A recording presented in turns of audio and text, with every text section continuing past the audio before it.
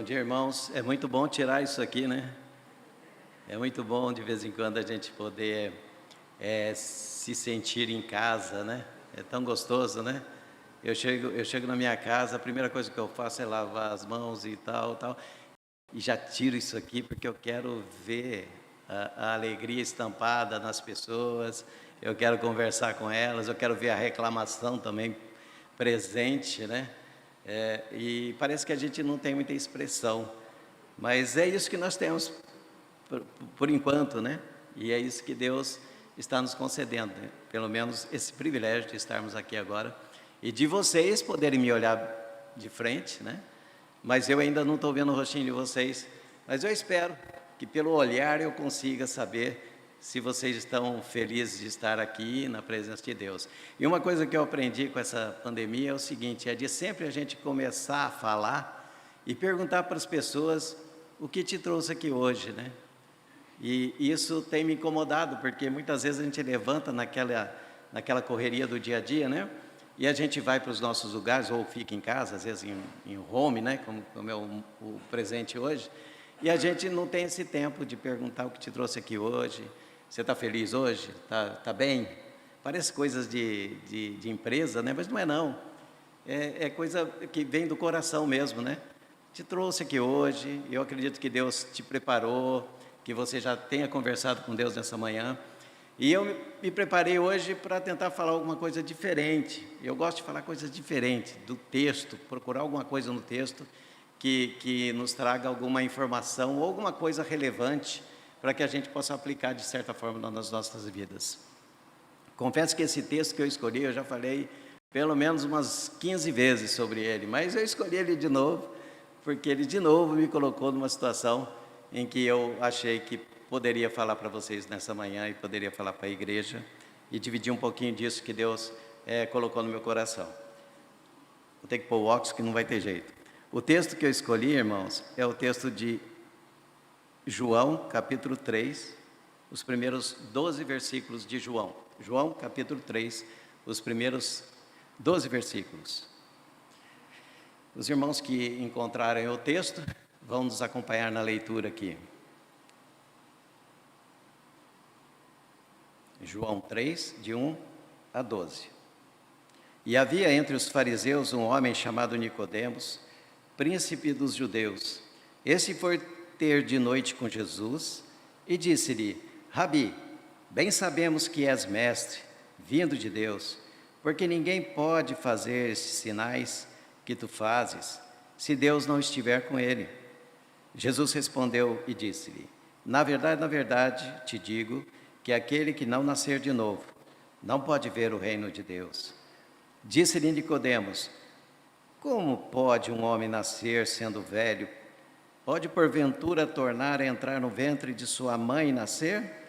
Jesus respondeu: na verdade te digo que aquele que não nascer da água e do Espírito não pode entrar no reino de Deus. O que é nascido da carne é carne, o que é nascido do Espírito é Espírito.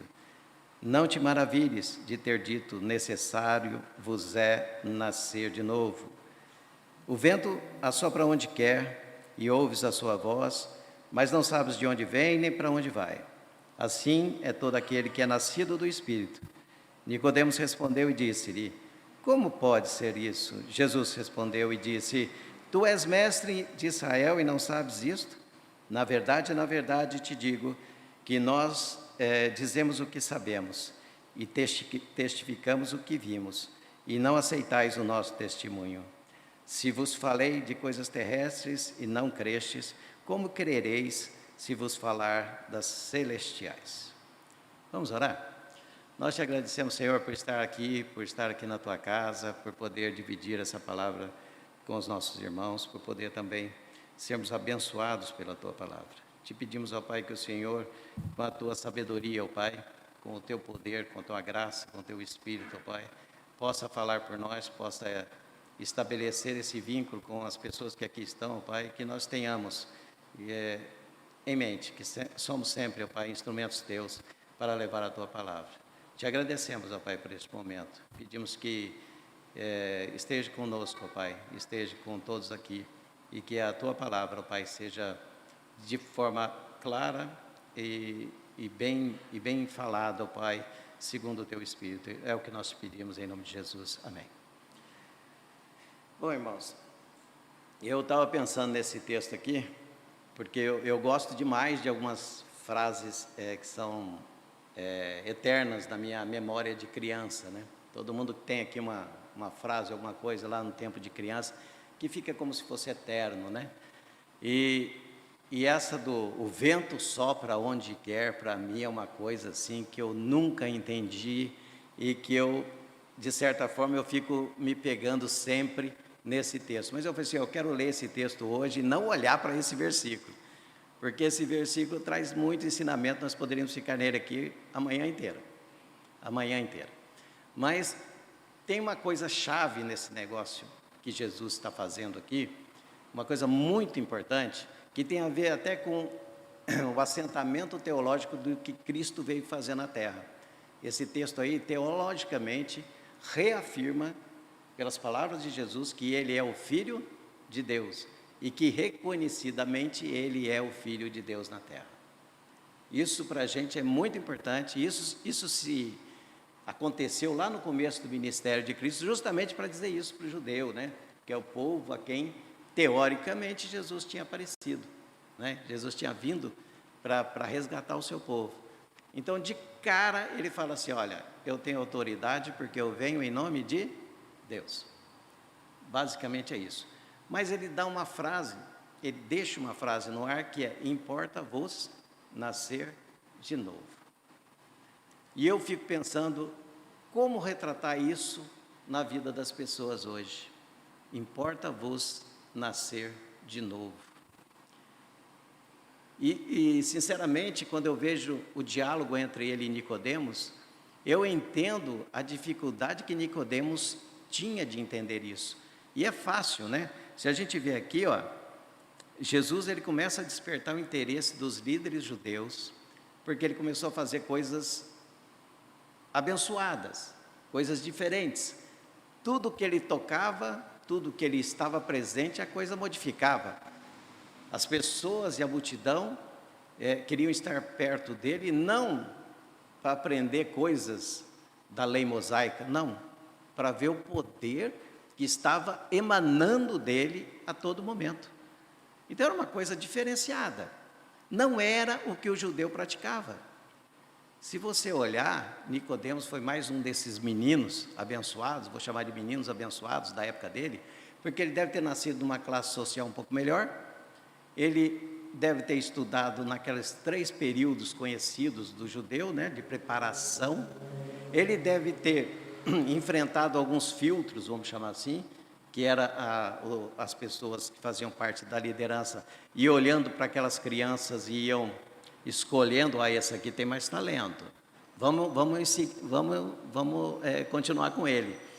Aí lá para os 10, 15 anos ele tem uma nova tratativa, ele tem que realmente decorar todos os textos da lei mosaica, e aí vai vendo se ele tem essa capacidade intelectual de ser um grande líder do povo. E é assim que ele é preparado. E ele passou por todos esses processos porque ele chegou à liderança de Israel. Então ele era uma pessoa que era reconhecidamente e notada pelas pessoas que passavam em volta. Não era um cara, não era uma pessoa, não era um sujeito que ele foi eleito para ser. Está claro isso? Ele foi preparado para ser. É muita diferença isso, eu garanto para vocês, é muita diferença. E só abrindo um parênteses aqui, se nós tivéssemos pessoas preparadas para ser o que querem ser na vida, nós teríamos não só profissionais, mas pessoas melhores, pessoas com a cabeça muito mais aberta e muito mais sensível às mudanças que Deus está estabelecendo. E nós temos dificuldade com isso. Mas voltando ao Nicodemos, eu falei que eu entendi por que ele faria isso e por que ele pensava isso. Porque ele, sendo criado dessa forma, tem 3 coisas que a gente tem que prestar atenção nesse texto. Ele era um homem diferenciado, era um homem de valor na sociedade, e mais do que isso, ele tinha um grau de influência muito forte. Muito forte. Não era um político, tá, irmãos? Ele não era uma pessoa que ele falava, aí tem 2, 3 pessoas que até possam ouvir, mas nem sempre as pessoas ficam, não vou acreditar nesse homem, porque ele está falando da boca para fora. Então, quando Nicodemos falava, era algo substancial. Substancial. E também tem mais uma coisa que eu fiquei pensando nesse texto aqui. Né? Ele foi falar com Jesus à noite, e muita gente fala porque ele não queria se aparecer. Né? Se você olhar as interpretações que tem, dizem que ele não queria ser visto. Ele exercia um grau muito importante na sociedade, que se ele fosse visto com Jesus, de repente isso fosse ruim para ele. E eu tenho a dizer para vocês que eu dei uma estudadinha nisso aí, e vi que muita gente não concorda com isso. Né? Um deles é Flávio Josefo, que é um escritor lá do primeiro século. Ele diz que naquela época existiam 71 oficiais que faziam parte da liderança dos judeus. E que alguns escolhidos faziam parte do Sinédrio também. O Sinédrio era pertencente já aos romanos. Né? Então, o Sinédrio já era político, a liderança judaica era outra coisinha. Mas daqueles líderes judaicos, alguns faziam parte do Sinédrio também, porque eles tinham que dar continuidade a como essas pessoas iam viver. Por quê? Porque o cidadão romano estava tomando conta dos judeus que viviam ali naquela região. Então, precisava ter um meio-campo aí, alguém para intermediar essas coisas. Nicodemos também fazia parte desse grupo. E a gente vê lá no texto de João, acho que é capítulo 18, que quando Jesus está sendo interrogado no Sinédrio, quem se interpõe ali para dizer alguma coisa ou para questionar alguma coisa é Nicodemos. Né? E a gente vê também que, posteriormente, quando Jesus morreu, quem foi lá com José de Arimateia retirar o corpo e enterrar foi Nicodemos. Então, ali ele se expôs. Então, cai por terra um pouco essa história de que ele não podia se expor. Né? Porque no Sinédrio, que era um lugar político, que era o pior lugar para ele se posicionar, ele posicionou e fez um questionamento. Não dizendo que Jesus estava com a razão, mas dizendo para os caras, para os líderes, olha, vocês não estão vocês podem fazer isso? Porque esse homem aqui é diferente, olha como vocês estão tratando ele. Enfim, então caiu por terra. E eu fui estudar, e Josefo fala um pouquinho sobre isso, e ele menciona que na época de Nicodemos haviam 2 grandes líderes em Israel, cujo nome não era Nicodemos. Então ele interpreta que Nicodemos usou um cognome, alguma coisa assim, um nome fictício, para que, se caso ele fosse reconhecido, dizia, é Nicodemos que está falando com Jesus. E Nicodemos não era assim alguém tão conhecido na sociedade. Essa é a interpretação de Josefo, esse nome, né, Nicodemos. Eu não sei, mas ele foi lá num determinado momento falar com Jesus. E o que eu queria chamar a atenção também é que Jesus, no seu ministério, teve muita gente que veio falar com ele. Concorda? Gente de diferentes classes. Esse aqui era especial, esse aqui foi treinado, esse aqui foi melindrado, esse aqui era demais, esse aqui era o cara escolhido. Mas existiram outras pessoas, e Jesus não fez acepção, ele falou com as outras pessoas do mesmo jeito. E ele citou algumas coisas pensando no nível de entendimento que a pessoa tinha. Concorda ou não? Quando ele fala com a mulher samaritana, né? Quando ele fala com aquele cego Bartimeu, alguns homens que se chegaram a ele, ele fala na língua que a pessoa vai entender. Então, ele falou para Nicodemos de um jeito que Nicodemos teria que entender. E a gente vê no texto que Nicodemos, ou ele fez de louco, ou ele não entendeu mesmo. Né? E aí eu me pergunto, era um homem preparadíssimo e que a gente esperava que ele entendesse a conversa e que ele fosse falar alguma coisa. Uma outra coisa que me chama a atenção é que dá a entender que Nicodemos ali, ele estava sendo um representante também dos líderes. Também dos líderes. Então, dá a entender que alguém, teve uma comissãozinha que se reuniu e falou assim, ó, Nicodemos, dá uma corrida atrás desse Cristo aí para ver qual é a dele. Por quê? Porque Jesus, já nesse começo de coisa, ele já começou a lotar pessoas atrás dele, a ter uma multidão atrás dele, e ele começou a ter uma importância não mais de Cristo, de Redentor, mas política. Ele começou a movimentar muita gente. Ele começou a incomodar. Então vamos ver qual é. E aí tem mais uma coisa que me chama a atenção no texto de Nicodemos, que pode ser também. Não estou dizendo que é, mas pensa bem. Eu estou indo lá conversar com ele, eu, de certa forma, na minha cabecinha, bem treinado, bem, né, todo respaldado politicamente e na liderança do povo, eu vou oferecer para fazer alguma coisa aí nesse reino, que esse cara tem caminho para frente. Esse tal Jesus, ele tem poder, e ele percebeu isso. Será que ele não queria também se aproveitar da situação e se unir a Cristo e trair os líderes Não sei. Tem muita coisa que passou na minha cabeça essa semana, foi por que esse homem foi sozinho procurar Jesus? E eu procurei os textos teológicos e vi aqui que Jesus, ele despertou em Nicodemos algo que eu não sei. Algo que eu não sei.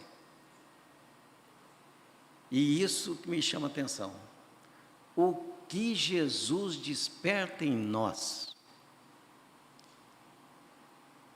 Vocês já pararam para pensar assim? Se você tivesse uma oportunidade hoje, o Cristo estivesse aqui na porta da igreja, o que você ia querer falar para ele? Nicodemos chegou falando assim, Rabi, que lá na língua deles, mestre. Ele não chamou Jesus, meu Salvador, o Cristo, Filho de Deus. Não, chamou de mestre. Quando alguém chama alguém de mestre, tem duas características possíveis, né? Ou que quer estufar o peito de alguém que você quer, de certa forma, vangloriar, ou você realmente acha que ele é um mestre. No caso aqui, eu entendo que não foi elogio. Foi chamado porque ele percebeu que ele tinha a atitude de alguém que podia lhe ensinar algo diferente. E você, se você tivesse essa oportunidade de falar com Jesus, imagine, você o chamaria de quê? Pela sua formação, pelo seu estilo. Nicodemos o chamou de mestre. Ele conseguiu associar Jesus com alguma coisa que ele vivenciava. E nós? O que a gente vivencia de Cristo? Se eu fosse chamar Jesus hoje, né? Se fosse falar com Cristo hoje, diretamente, eu o chamaria do quê? O que ele é para você? O que ele era para Nicodemos? Eu queria que você começasse a pensar nisso. E aí também Jesus apresenta, Jesus na verdade ele sugere a Nicodemos que ele precisa de uma nova experiência, uma experiência espiritual, coisa que ele não tinha, coisa que ele ainda não conhecia. E aí, o conhecimento que ele precisava ter era o conhecimento de Deus, e não só do Evangelho, porque ele sabia a lei mosaica inteira. Não vou falar evangelho, porque o evangelho é depois de Mateus, né? Mas ele sabia a Bíblia toda, até então, aquela época. Mas ele precisava conhecer o Deus que escreveu aquelas palavras. Essa é a verdade. Ele precisava ter uma mudança, ele precisava nascer de novo. E por que nascer de novo, irmãos? Porque com essa cabecinha de Nicodemos, ele não ia aceitar Cristo nunca. Com essa cabecinha filosófica que muitas vezes nós queremos ter e não a temos, nós não vamos aceitar Jesus de jeito nenhum. Com essa cabecinha aberta, aceitando tudo que esse mundo está nos proporcionando, e entendendo que isso são fases, que isso é uma coisa que está aí, tem que ser estudada, ficar com medo de se manifestar, com essa cabecinha você não vai conhecer Jesus nunca. Porque Jesus não quer que essas pessoas se aproximem dele. Quem se aproximou de Jesus é porque tinha alguma virtude, é porque precisava realmente de Cristo nas narrativas, e porque precisava ensinar alguma coisa para ser notória, para ficar para a história. Então nós precisamos nos aproximar de Cristo, não com esse pensamento de trazer Cristo para a nossa realidade, mas para entrar na realidade de que Cristo quer nos ensinar. Tá bom? Pensa nisso. Uma outra coisa que Jesus apresenta, isso é o bom de Cristo. Esse é o bom de Cristo. Eu queria aprender a fazer isso, como Ele fazia, da forma como Ele fazia. Ele era indagado por alguém e Ele sempre apresentava alguma coisa de novo. Ele apresentava algo novo para a pessoa, que quebrava a pessoa. Não é? Eu venho com faca para falar com alguma pessoa, imagine, estou ali falando com as pessoas, convivendo com as pessoas, e aí chega alguém e fala algo novo, algo que você não está pensando, algo que te silencia, que te faz pensar. Então Jesus nos ensina isso, né? Que você, como filho de Deus, tem que aprender com Cristo a trazer algo novo para as pessoas. Não dá para ficar falando desse texto a vida toda com um foco só. O foco é bem diferente hoje. O foco é bem diferente hoje. Eu não estou discutindo se eu estou acompanhando o vento ou se eu estou querendo premeditar o vento, que na tradução aqui, entenda, pode ser também o espírito. Se eu estou querendo dominar ele, saber de onde ele vem, para onde ele vai, tomar controle da situação. Não é isso. O que eu estou falando hoje é que nós nos colocamos diante de Deus com as nossas pretensões e muitas vezes não entendemos o que Ele quer nos mostrar.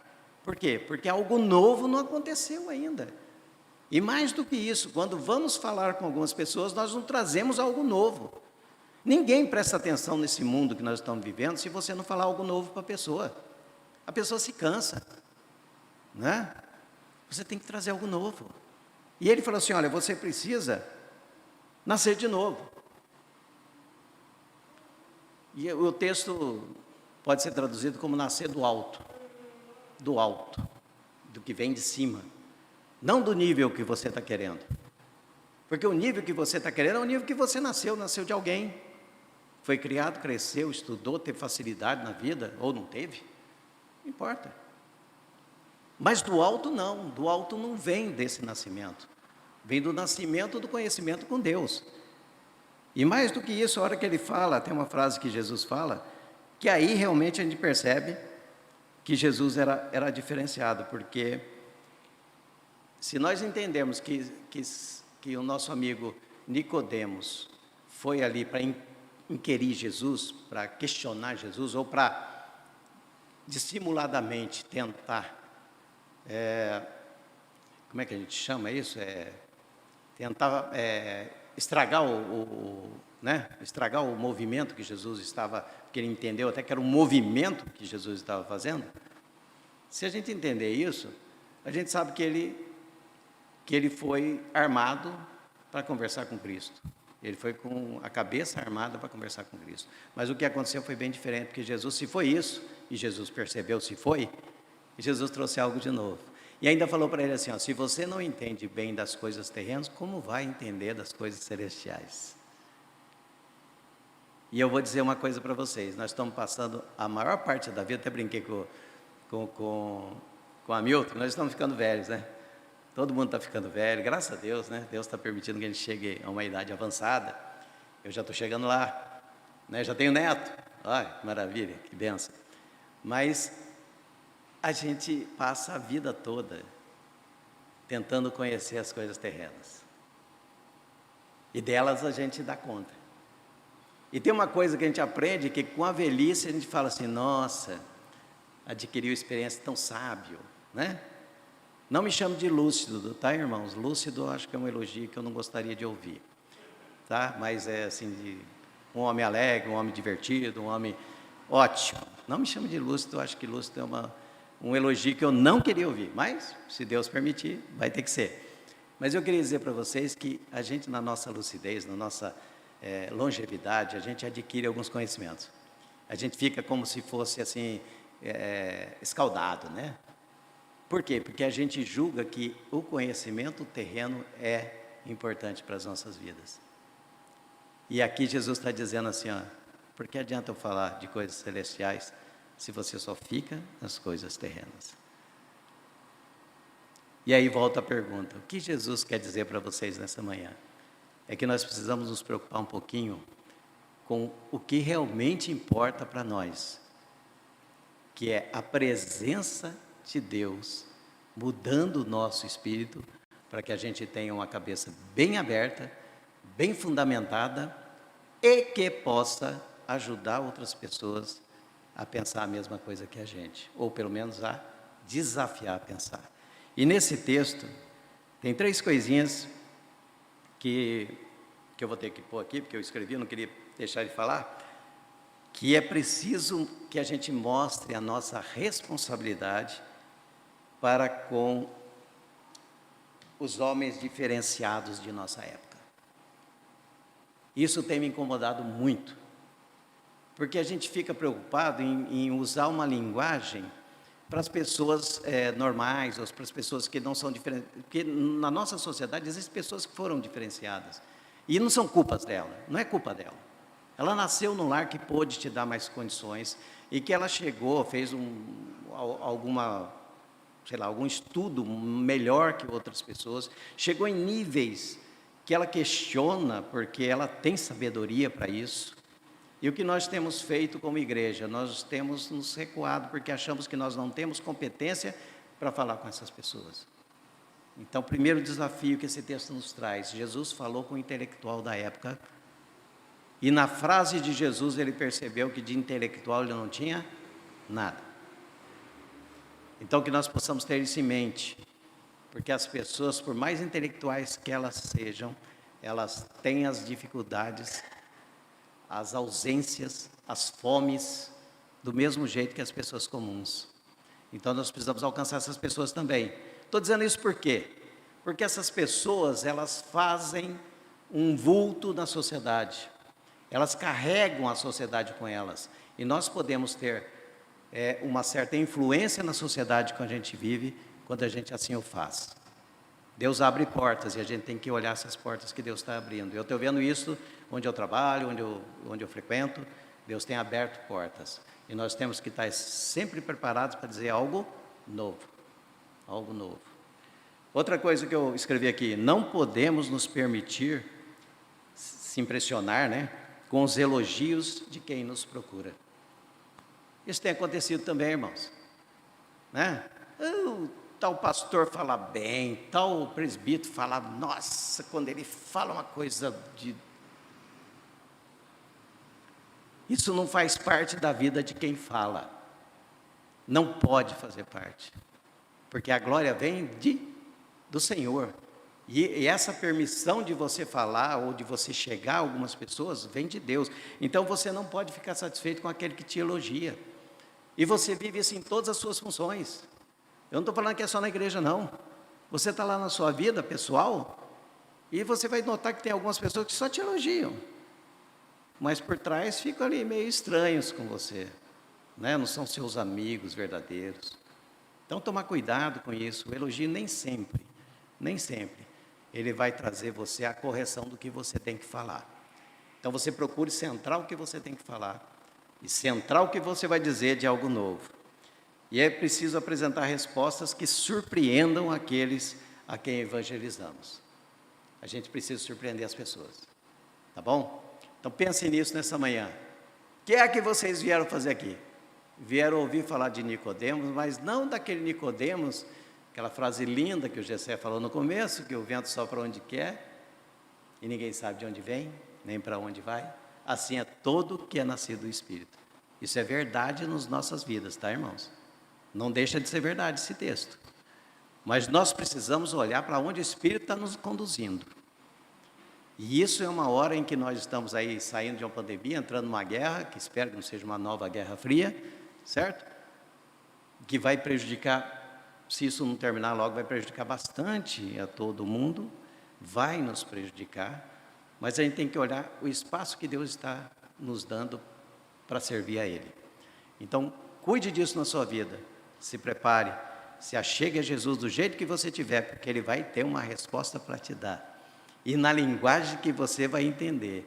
E se você não estiver entendendo, é porque precisa de um pouquinho dessa visão espiritual do que Deus quer para você. E aí busque a Ele que Ele vai te clarear, tá? Não pense e não guarde no seu coração essa frase de que Jesus falou para Nicodemos, para chamar a atenção dele. Você não consegue entender as coisas terrenas, porque eu iria falar das coisas celestiais. Porque realmente Nicodemos estava ali, de uma certa forma, confrontando um pouquinho o que Cristo estava ensinando. Então, se a gente chegar na presença de Deus com renúncia, com verdadeira paz no coração, Ele vai tratar a gente da forma como nós precisamos ser tratados. Guarde isso, coloque isso no seu coração nessa manhã, que nós estamos aqui para servir a Deus e que nós precisamos fazer da melhor maneira. Se Ele nos der um jeito, ou uma forma, ou nos adequar para determinadas situações, nós temos que nos preocupar em apresentar sempre algo novo. Algo novo está para acontecer em nossas vidas, e eu creio nisso, tá bom? Fiquem com Deus, um abraço, um bom domingo para vocês, que Deus abençoe a todos. Amém.